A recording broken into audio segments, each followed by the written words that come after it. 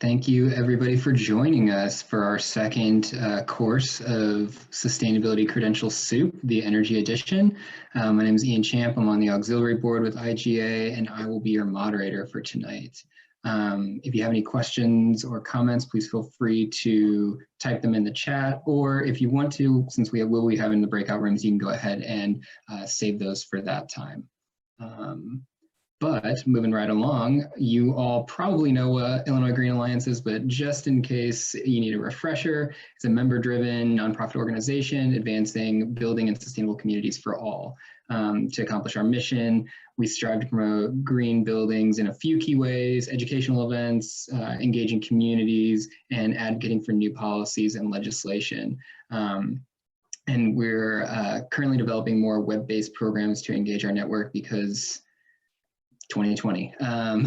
So the auxiliary board is an extension of the Illinois Green Alliance's board, and it's made up of young professionals, driven and diverse group of people who volunteer their time to put on events like this, bring dedicated professionals like the few that you'll hear from tonight to the masses, and kind of share best practices, knowledge, networking opportunities, things like that.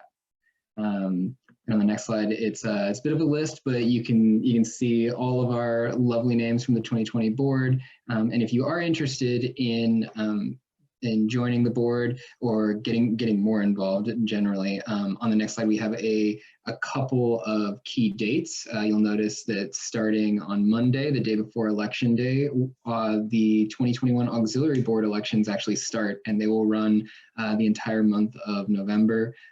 So if you are interested, you can find more information on our website or by emailing Illinois Green Alliance. The email is there, but it will also be available later. So with that, I will go ahead and start to introduce our panel. So collectively, we have Alan May, we have Shona O'Dea, and we have Adam Roche. And to kick us off, I'll go ahead and introduce Alan. Alan is a senior building analyst at Cyclone Energy, which is a company based in Chicago, specializing in providing analytical and practical solutions through full life cycle of buildings, from design to construction and ongoing operations. Alan spends most of his time developing advanced energy, daylight, and CFD models to support design development, compliance, certification, and retrocommissioning efforts. He has a BE in HVAC and an MSc in architectural engineering. And he will be speaking to us about the CEM. So go ahead and take it away, Alan. Sorry. Thanks for the introduction, and thanks for having me today. I wanted to start with a little bit more detail about my background, because this is a very diverse community, and obviously education background and the work experience shape different perspectives. If you could use some of my perspective today as a reference or baseline, that's great. But if you don't, that's okay. So I came from a HVAC background, and I am working as a consulting engineer. I spend most of my time on technical side, and I spend a lot of time communicating with my clients. My day-to-day task includes developing building models, in-house technical training, and providing engineering solutions to my clients. So my perspective on CEM is definitely more engineering related. Okay, so let's start talking about CEM, Certified Energy Manager. This certification is a certification from the Association of Energy Engineers. I believe CEM is probably their most recognized certification, and many of you probably see it very often in the AEC and the utility industry. My understanding of this certification is that they certify you to have basic understandings of energy engineering, which is mostly energy efficiency related. So I think in terms of who should go for CEM, those whose work is directly or indirectly related to energy efficiency, or anyone who is interested, like someone who wants to expand their knowledge. So last time when I attended the sustainability credential event, an architect actually said she wanted to speak some engineering language. I think CEM is probably a great certification to start with. I listed some potential positions here that you might want to pursue CEM. My personal experience is that CEM is a kind of standard certification for people who do energy auditing and Roche commissioning. Many of you probably know that Chicago benchmarking ordinance, CEM is certified to have the authority to stamp the benchmarking report. In many cities, they have similar rulings. Also, I believe some jurisdictions regulate that, for someone to be qualified to do energy auditing, you have to have a CEM. In New York, actually approved CEM for commissioning as well. That is very interesting.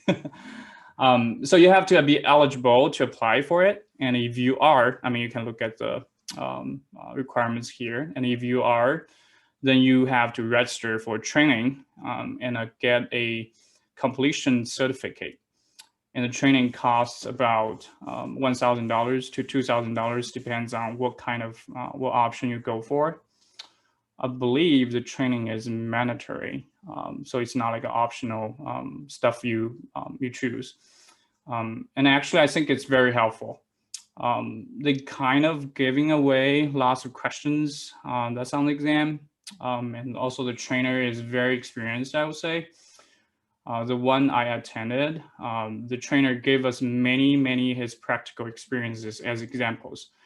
And after you get the completion certificate, you can register for the exam and submit for CEM application as well. The exam costs $400. You can take after the live training, or you can go to an exam agency like PSI, which I did earlier this year. I am attaching my score report here because I wanted to give you guys a real example how the exam looks like. I am actually going to read those contents one by one, so I don't want to miss any of it. So it tests code and standards like 90.1, energy accounting and economics, energy audits and instrumentation, electrical power system and motors, HVAC system, industrial system, building envelope, combined heat and power systems and renewable energy, fuel supply and pricing, building automation and a control system, thermal energy storage system, lighting system, boiler and a steam system, maintenance and commissioning, energy saving performance contract and measurement and verification. And the passing score is 700. And if you pass, you will get a certificate. Like all other credentials, you have to maintain, maintain and renew this. You have to renew it like every 3 years, and the cost is like $300. I know we probably have many non-engineers here tonight. I have to say is, please don't get scared away from looking at this report. It's great if you have some engineering background, but if you don't, that's totally fine. Like I mentioned previously, they only test you the basics of the very basics of energy engineering, like concepts and one-step calculation. Basically, if you went through the training, you saw the question, you know how to do it. And if you prepare and attend the training, I think you will be fine. Lastly, I encourage anyone who is interested, go for it. Yep, that's it. Thanks, Alan. And I guess as a plug there, I do actually have my CEM, so I have a little bit of bias there. And I am not an engineer, so I hopefully am proof that you don't have to be an engineer to get the CEM. But moving right along, we'll now be discussing the Building Energy Modeling Professional, and we have Shona O'Dea here to discuss that with us. She's a Senior Associate and High Performance Design Leader at DLR Group, and describes her role as challenging teams to think differently and holistically about sustainable design by using analytical tools such as energy and comfort modeling, to provide data for actionable intelligence. She has a building services engineering background with a dual master in science of science in sustainability, technology, and innovation. So thank you for being with us, and Shona, please take it away. Thanks, Ian, for sharing that summary. I appreciate it. And hello, everybody. Excited to be with you today. So as Ian mentioned, my role is in high performance design. Just a little bit more background. I'm heavily involved in ASHRAE, so I'm actually our incoming chair of ASHRAE at the society level. So if any of you are interested in getting involved in ASHRAE, and especially those who are young engineers in ASHRAE, so those under 35, please reach out to me and I can put you in touch with your local chapter chair or your regional representative if you're interested and not already involved. So I'm here today to talk about the Building Energy Modeling Professional accreditation. And so looking at these slides, there's a lot of small writing that I put on there. So I do apologize if it's difficult to read, but the link to all of the resources I put on this slide are in the bottom link at the end here. It's a free candidate handbook that ASHRAE offers you. And so I just wanted to talk through mostly the eligibility here and really why I focused on getting this certification. And then I look forward to answering your questions later on in the session. And so I've been in this industry and practicing for around 8 years now. And when I came out of my master's program, I had already been performing simulation for around 6 years. So all through my undergraduate and in both master's programs, I was using building simulation tools. But when it came to starting in the real world, in a lot of ways, I felt like I was starting from scratch. And so when I looked at my peers around my design firm, the other mechanical or electrical engineers were pursuing their PE. And that was something that I was considering doing, but I was also looking at the Building Energy Modeling Professional program. And so one of the main reasons initially that I started considering it was as someone who had an education in another country, so I got my undergraduate in Ireland, there was a lot of hoops that I needed to jump through in order to get my program accredited. But ASHRAE actually already accredited my program and recognized it. And so I really thought through what the definition of success for a certification would be for me. And I decided to not pursue my PE as I had started to see a number of organizations indicating that the Building Energy Modeling Professional examination is really targeted at becoming that PE type certification for building simulation professionals. And so instead of pursuing the additional bureaucracy and paperwork associated with getting my degree accredited by NCES, I focused on the Building Energy Modeling Professional exam in addition to some other certifications that I felt really supported my needs as someone targeting a career as an engineer, but focusing on sustainability and wellness as my career path. And so I made this decision probably 2 years into my my work. And when I started to read the eligibility, that was a challenge for me because they do require, there's a number of different requirements based on your level of education. And so if you do have a PE already, you only need 2 years building energy modeling experience. And because I didn't have that, I had to go for option 2, where I had the necessary degrees for this option, but needed to wait for 5 years in order to pursue this program. I have to say, from going through the exam, it is very difficult, as we can talk about later. And I'm really glad I waited the 5 years in order to build up my expertise around building simulation. I'm now on the exam committee for writing the questions. So I just wanted to give two key points around the exam before we move on. And so first of all, there are 4 main sections in this exam. The first is establishing modeling scope. And this is really to understand what questions you want to answer by doing a simulation. And the second is really focused on the components of a building and energy system. So that is really testing your knowledge of how buildings and components in buildings actually operate and can impact energy. The third area is applications of energy modelings for buildings. So the real value proposition for doing energy models. And then the fourth area is interpretation of energy model results.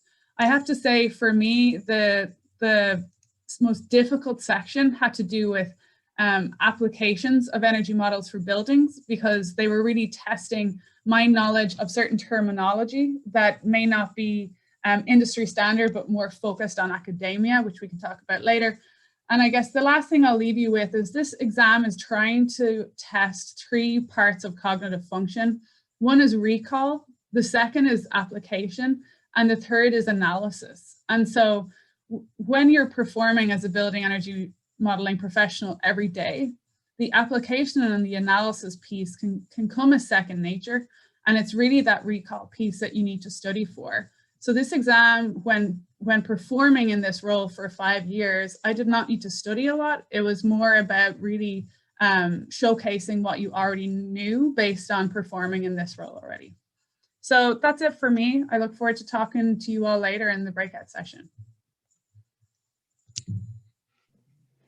Thanks, Shona. All right, and that brings us to our final panelist, Adam Roche. Adam oversees energy support at Franklin Energy's Central Region. He's responsible for ensuring continuous and timely energy engineering support across all programs, strong quality control, and reliable technical competencies across teams. Adam has worked at Franklin for 9 years, and he's held his CEM since 2015. So take it away, Adam. Hey, thanks, Ian. Yeah, another engineer speaking to you all about the CEM here. I will be focusing a bit more on like the broader opportunities that you have with the credentials that it provides. I appreciate Alan going through all the details there. So I will just skip through that and talk about in the utility program industry, which is what I'm familiar with my 9 years of experience there. I've seen the CEM come up in a number of different ways to be useful. It's a very technical exam, as was mentioned, and you definitely want to know some of those. You're going to have to learn fundamentals of energy efficiency and the equations around that. But it also involves a lot of questions around investment and financials. And it is a really good fit for anybody interested in becoming an energy advisor, which is not really an engineering role at all. It is one where you go out, you talk to customers, and encourage them, convince them to make investments in energy efficiency. And CEM is really a great way to prepare somebody for that. Energy engineers is another example where a CEM certification is common. It's something where the technical knowledge is really broadly covered that energy engineer needs to know. Equations around chillers and boilers and furnaces, pumps, other types of motors, and lighting. That a lot of those were covered, HVAC systems, and that scorecard that Alan provided. A lot of those are just like, do you know how to use these equations? So for energy engineers, that's obviously bread and butter of what we do, and important credentials to have. I would also add program managers to this in terms of where CEM is helpful for maybe seeking out a position or thriving in a position. It's not as common. but I think that it speaks to a broader audience of people interested in a CEM certification, and program managers that do have that, I've seen thrive in those positions. It gives you a better sense of these programs that you are designing and running, and controlling the budget for. So I would say that this is valuable for that track as well, that career path. And then this last bullet point is really important. I apologize for the run-on word there. I thought I took care of that. But implementation company, just 2 words there, is somebody like Franklin Energy or Clear Results or Resource Innovation that runs these programs for utilities. The utilities tend to not run them themselves. They hire out. And the CEM is particularly important for companies like Franklin Energy, like the company I work for, to win those bids. The more CEMs and other certifications they have on their list of staff that would be running a program, the more likely they are to win a bid. It makes them a stronger contender. And I can say from experience that experience of the staff starting up a program is critical. It's very time intensive. It's very work intensive to start something from scratch. The first couple of years that you run one of those programs is the toughest, and it helps to have people with experience. So the CEM really does a good job of establishing that you have some of those baseline knowledge points. And there's a lot of other jobs and roles within the utility industry that I can talk about in a breakout session, but I think it's good for anybody in that industry. It's great for just general knowledge of what the company does, and for career advancement opportunities as well. Great, thank you, Adam. So now I will go ahead and ask all of the panelists to turn their cameras on, and we'll just go ahead and have our panel discussion. Some of these questions are from you, the audience, who have pre-submitted them, and some of them are questions that we just developed to keep this conversation flowing. So with that in mind, building off of something that was on your slide, Adam, I'm curious, when y'all are thinking about the applicability and influence these various certifications offer, what kinds of roles do you think are most well suited for those certifications? So, like with the CEM, Adam's slide noted the different buckets of technical knowledge and program knowledge that is covered. Are there types of roles that these certifications fit most appropriately with, or are they really so broad that you can take them to pretty much anywhere in the industry? And I will go ahead and I will direct that question to Alan, actually, but please, everyone, feel free to keep the discussion flowing as you like. So I think I got most of the information from my colleagues. I have 3 colleagues who do energy auditing, Roche commissioning. They have CEMs, so I got most of my knowledge and from them. I think, and as I see in the AEC industry, I see most people who have this credential are the energy engineers. They go on site, they investigate, what kind of energy efficiency opportunity they can have.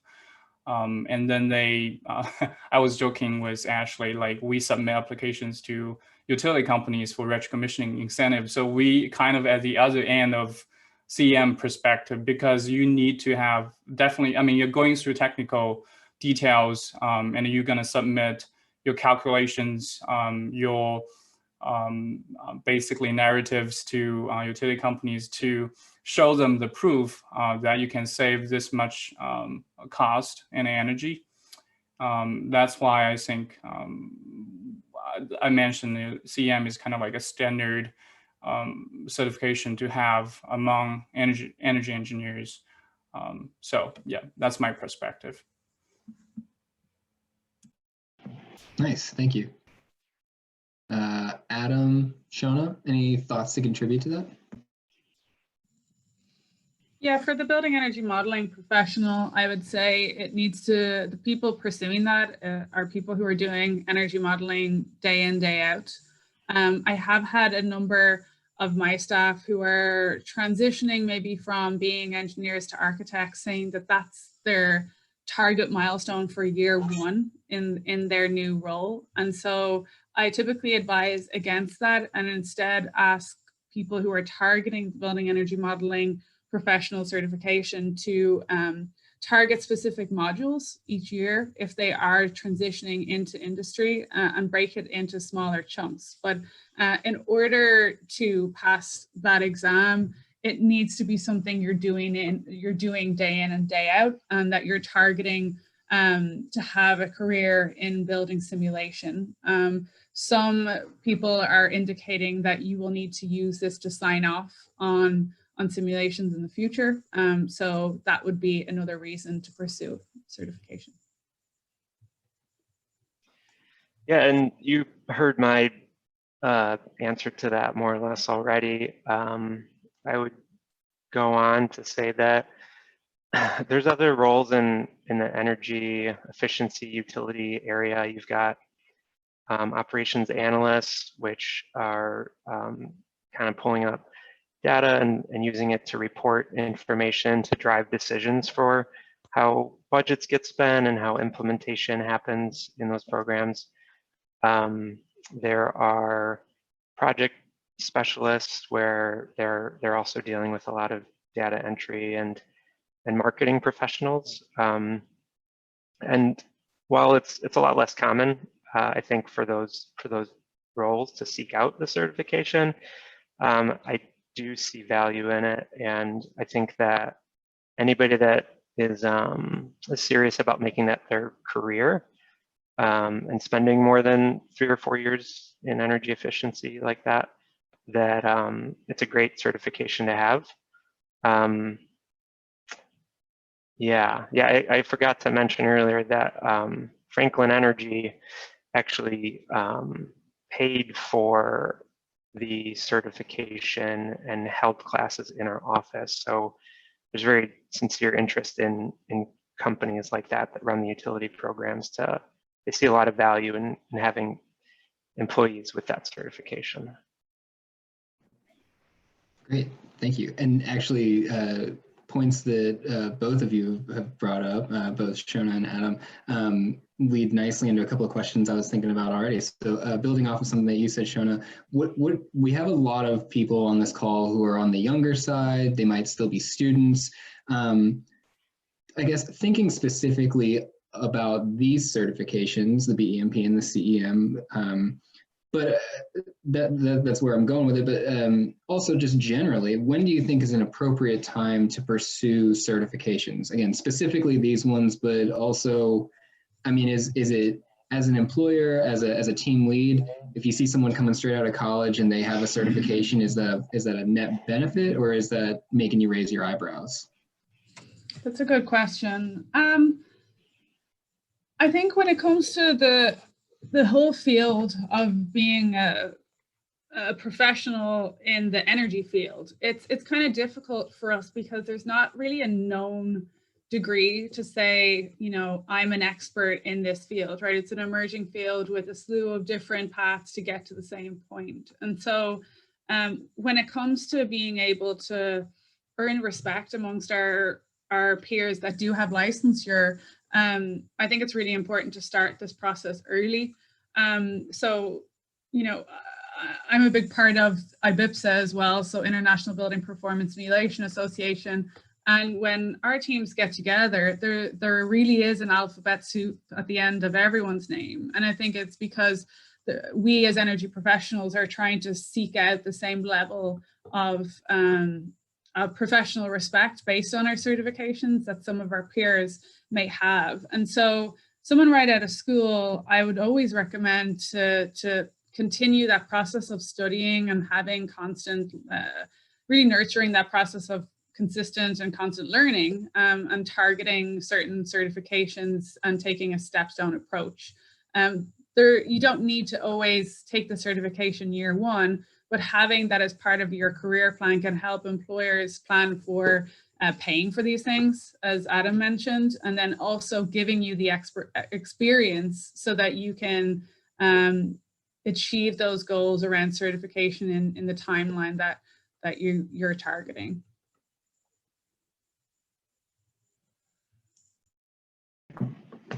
Great, thank you. Adam, Alan, you have anything you think to add to that? Well, I think, yeah, anytime you have that the requirement of experience satisfied, and you're serious about that path in your career, I think it's a good time to apply for it. My company did pay for mine, but they're not doing this every year. It was just, I was in the right place at the right time, I think. But I would also add that even if you don't have that experience, like Shona said, it's good to be studying, and you can purchase like the study materials for this certification, and those can be a great reference on the job for when we're trying to figure out how to succeed. First year can be tough, and CEM is a great reference. But it's not cheap, so you definitely want to know kind of where you have your feet in the ground and know where you want to take your career, and then go from there.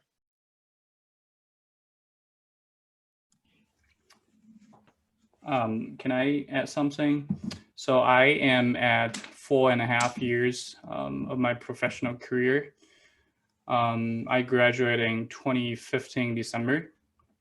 My personal experience is, if you are an engineer, go for a professional license first. That is always a priority. License is different from certifications, and license tests the most fundamental knowledge. And if you know you will be an engineer someday, or you want to be an engineer, I encourage our junior analyst, go for your PE. And along the way, if you find like a CEM, find lead AP or any other certification that's beneficial, go for it. But I think if you have a very clear goal to pursue like an engineering career, I strongly encourage to start PE. You have to start FE first and then PE. Definitely. Thank you.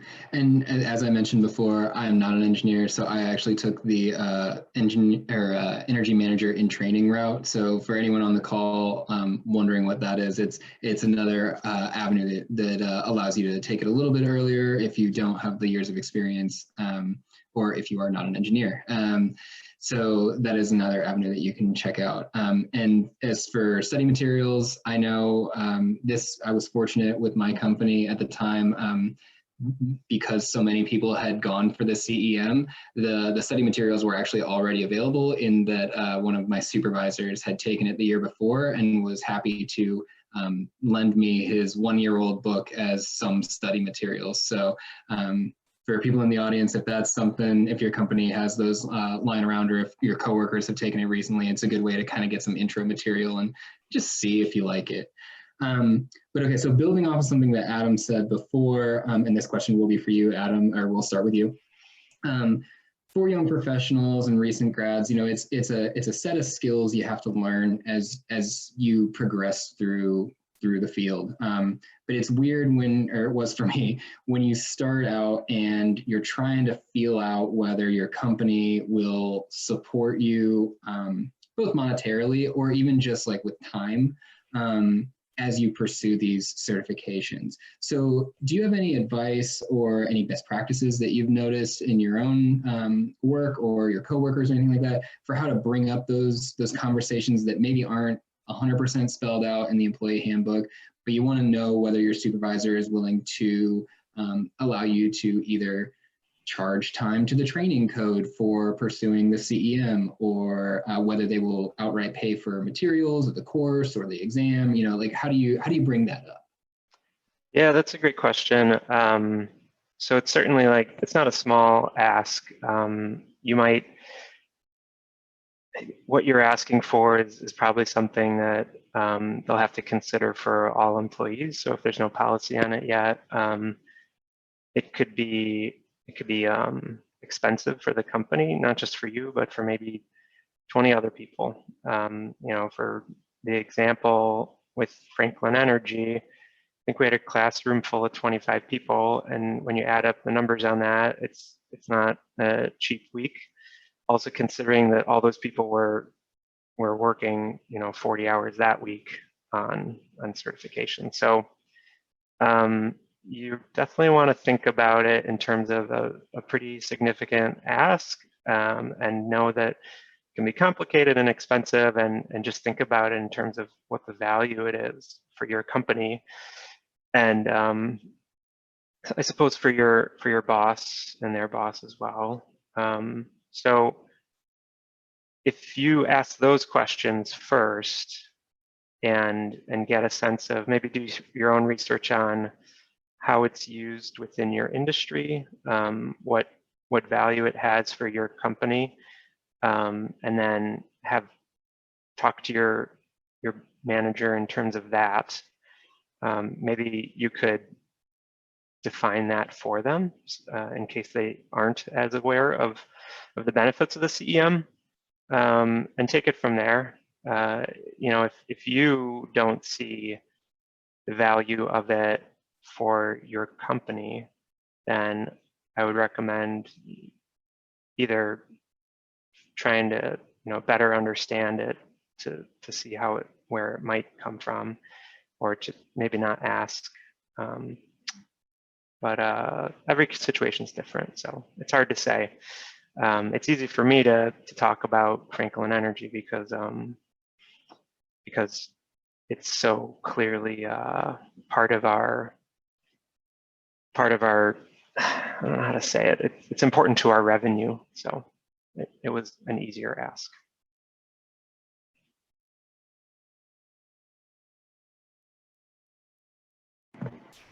Definitely. Shona, Alan, anything you want to add to that, or we can move on to my next question?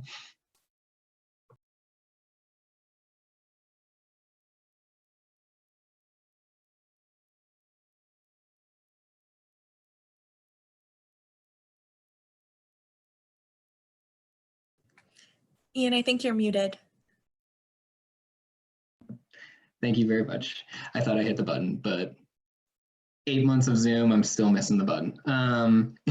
Jumping back very briefly to the idea of recent grads and students and when a good time to start pursuing certifications is. I thought something that Shona, you said was really good. It's start early. I remember it was my first week of my first job. You know, I'm fresh out of grad school. I have 2 degrees now, and my supervisor basically immediately asked me what certification I was going to go for, and the way that he phrased it was, well, that's your baseline. Your degree got you here. Now, how are you going to specialize? So I like the idea of taking some time to think about it, but just kind of know that, especially in the energy industry, certifications, there's a lot of them, and there are ways of distinguishing yourself. So that's a long lead in to basically ask, we all of us on this call have pursued a variety of certifications. Illinois Green works with LEED very closely. So how have y'all tailored your pursuit of these certifications to both maximize and increase your professional knowledge and career opportunities without really getting into that alphabet soup territory that can sometimes look a little funny when you have a whole bunch of letters after your name. And I'll go ahead and I'll direct that one to Alan to start. I will clarify a little bit. I got my lead AP when I was at school, when I was at grad school at Purdue, and they changed the rule. At that time period of time, they no longer require you to have like industrial experience to pursue lead. So I studied like during a winter break, and then I went to the exam. I think lead got me to introduction to sustainability. And then after that, actually I went, because I'm an engineer, I was trained as an engineer, and I am working as an engineer. So obviously FE and PE is like the most relevant. So I went for my FE and PE. After I went for PE and after I got my PE, because I'm doing energy modeling, I spent like probably 80% of my time developing models. I developed a lot of models, and BMP is the most relevant. So I went for my BMP, and after BMP, I realized, I graduated like almost 5 years. I realized I lost some of the knowledge I learned at school. I wanted to refresh. Also, to be honest, my #1 goal for the CEM was for career advancement and also promotion. My second goal was for refreshing, so I went for CEM as well. And because of the PE, you qualify for BEMP and the CEM. So yeah, that was my personal experience.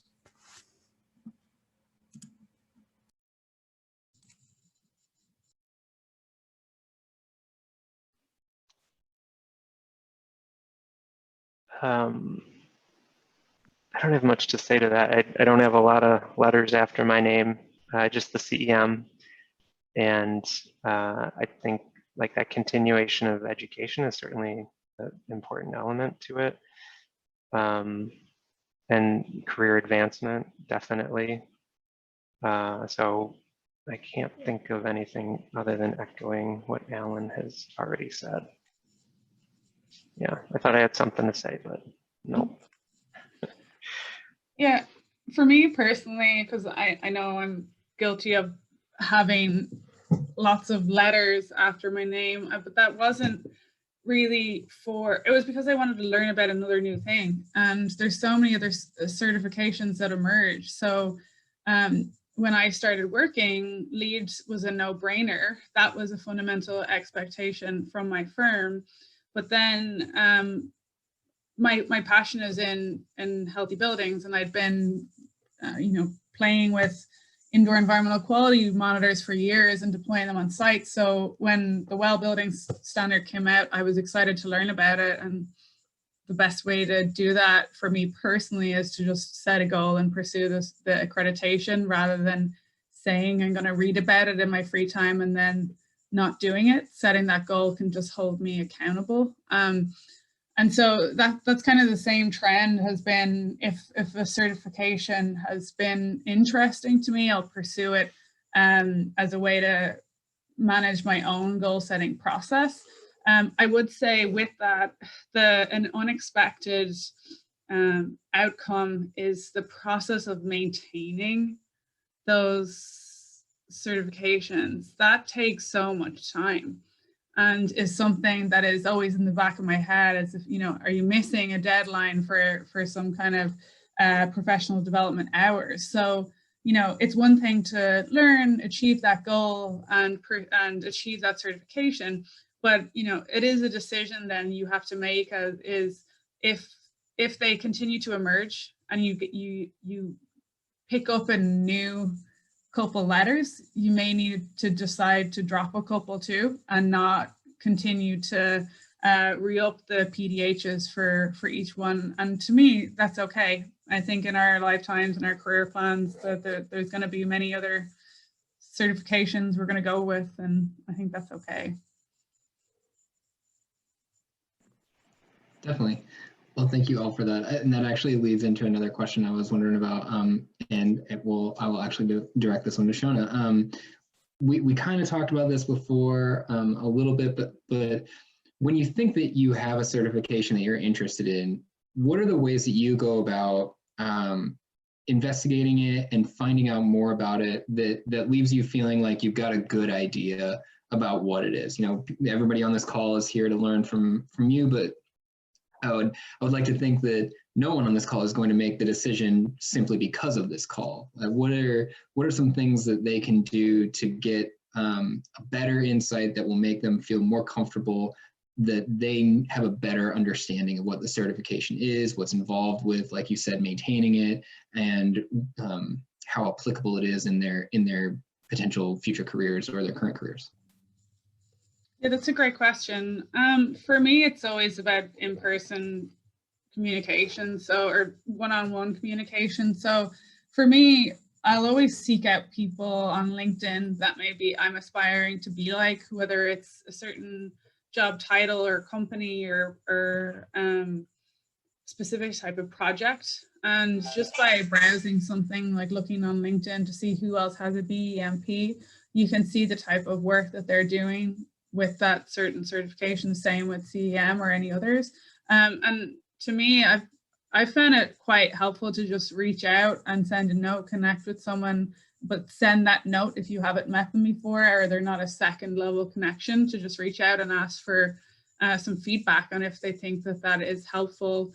The other piece is just working with your manager or anyone who's a key decision maker in your company to help make sure that you're pursuing something that is aligned with their goals.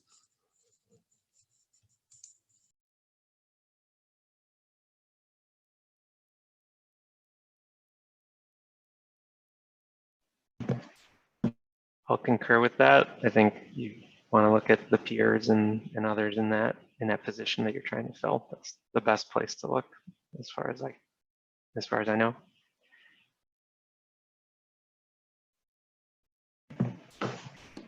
Okay, thank you.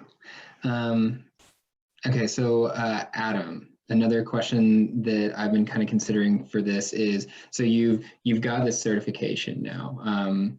Speaking specifically of the CEM, in your case, you know, it's a broad certification. It covers a lot of different topics, and we already kind of talked about the different buckets that it falls into within the industry. But when you think about it, if you decided in a couple of years you wanted to make a shift out of utilities, or you wanted to make a shift potentially into still within energy, but maybe a lot different than what you're currently doing. Let's you know, out of the box scenario, you just really want to change, but you know you want to stick with energy. How transferable is your certification?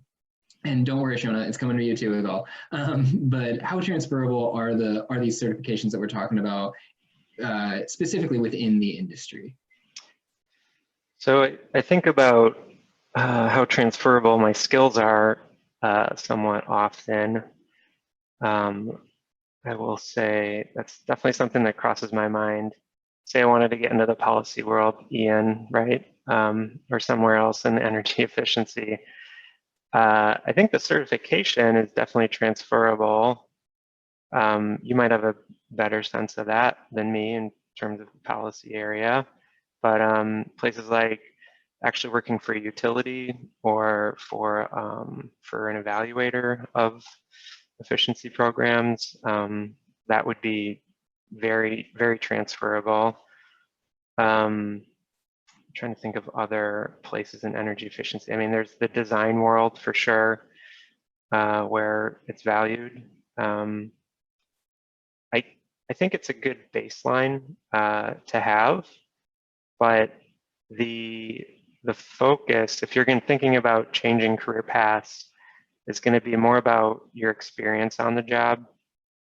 And the CEM is a good starting point, but if you're applying for that job, or you're really thinking about, is it something that you want to do, you're going to think about, like, what are the job responsibilities, and how do my current responsibilities or past responsibilities, how are they compatible with that? Does that answer your question? I think so. I mean, yes, it speaks to how I've generally thought about it too. But I guess, Alan, Shona, anything else you want to add to that? Just the muted myself again. Either how transferable the skills are or the certification itself. Alan and Shona, like, any thoughts on that you wanted to add to that? I'd say I feel similarly to Adam in that, you know, if you're transitioning to a different role in the energy industry, it's somewhat transferable. For me, the BEMP is it's very specific, right? So if you're not doing building simulation every day, it may not be something that you're going to be using every day. I know personally, I think of like, what do our clients ask for versus like what does an employer ask for? I've never seen an RFQ or request for qualifications for a project say we need to have a BEMP on a project, but I see we need to have a well AP all the time. But then when we actually get to being like practicing on that project and practicing high performance design strategies, I'm using the BEMP skills much more than the knowledge of well building standards. So it might be something that internally will help you, but it's not something that maybe like clients are asking for right now. Shona, I think the requirement for BEMP is coming very quickly. DOE developed a submittal. They specifically listed the modeler qualification. It's coming. So in the future, for anyone who do engine models, you have to submit engine modeling documentation. You will need to be a BEMP or like a certification from AEE as well. I mean, my experience in terms of shifting career, I started as analyst 1 and then analyst 2 and then senior analyst. I think I'm on track of technical side. I think my pursuit of those credentials definitely helped me understanding fundamentals, basics of a lot of skills you need. And also, I think the continuous learning after you graduate is very, very important. I see a lot of, unfortunately, this is a very, very competitive market. Engine market is very, very competitive. Many smart people, but if you want to succeed, I think you have to spend extra effort. You do, you keep yourself learning all the time. It's just changing so quickly, and you're going to meet so many talented people. I have no plan to shift my current role at this point. I enjoy doing what I do at this point, but I think those are helpful. Great, thank you all. And I'm trying to stay mindful of the time. I know we're getting close to the end of the hour, so I'll wrap it up with one last question to the panel. So we've covered a lot of these details. We've gotten into what more experienced people should think about if they're making a shift, what more junior members of the field should think about when they're starting out. Let's wipe all that away and let's pretend each of you are speaking to someone who is completely unfamiliar with the certification you're speaking on. How would you describe what the certification is about? Like what it speaks to, what it brings you, however you want to frame that. And then how would you describe how you've used it since you've gotten it? And I will go ahead and let's go with Adam to start on this one. Okay. Yeah, I think the certification for CEM is about understanding the fundamentals of energy, not just the energy usage and savings that you get from improving, different technologies, but also the return on investment and those business decisions of what if you purchase something, is it going to be worth the money that you spend? We haven't talked at all about building managers or people that operate buildings like, you know, Merchandise Mart or the Art Institute, but they definitely have to work in this kind of like framework of, do we spend money on this or that? So I think it comes down to that, like what is a good investment for buildings, and also what uses less energy. You know, from a green perspective, that's like, there's a guy at work that used to say there's two different shades of green. You can save money or be good for the environment, but they're kind of one and the same thing. And then the second part of the question, Ian, was it about how I use it? Yeah, how you've used it in your day-to-day. Yeah, so it's been great for learning those fundamentals. Definitely critical understanding, you know, for this industry, for my position. And it's also been important credentials to have for my company in a way that, like, I've already described a few times, so I won't bore everybody again with that. Yeah, hopefully that answers your question. Definitely, thank you. I don't think it would have been a bore, but appreciate not going into it again, I guess. Shona, Alan, any last thoughts on that question? Not really. You're gonna leave Adam to hang on that one? This is a tough question to nutshell, the certification, but I think that the Building Energy Modeling Professional exam really aims to test your ability to choose, you know, it's aimed at people who do building simulation every day, and the exam is really written to test people's knowledge around everything from what tool to select to what level of depth of modeling to go into, and then also how to really interpret results. I think we as engineers are great at math, but the critical thinking piece is what makes the exam a little bit more difficult. So it's really about honing in your internal gut checking ability around results, is where I see the most value with it. Where I've used it, honestly, for me, when I took that exam, it was fun. Like, it was, because I could even tell who had written each question, and so I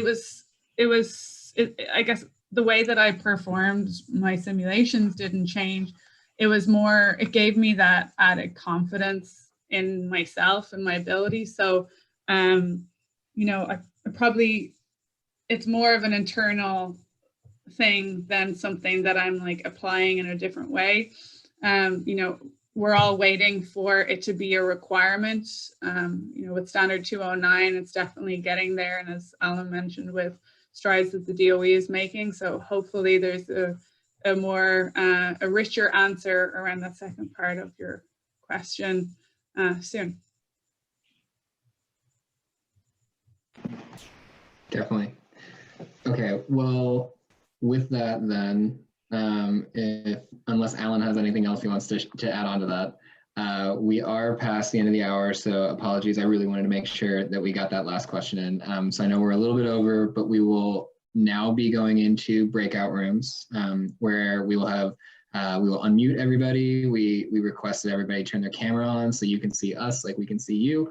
And before we do the switch, if you haven't done so already, please add BEMP, CEMU, or CEMT to the front of your Zoom name so that we know where to move everyone, if you haven't done so already. I saw a lot of the names have already been done.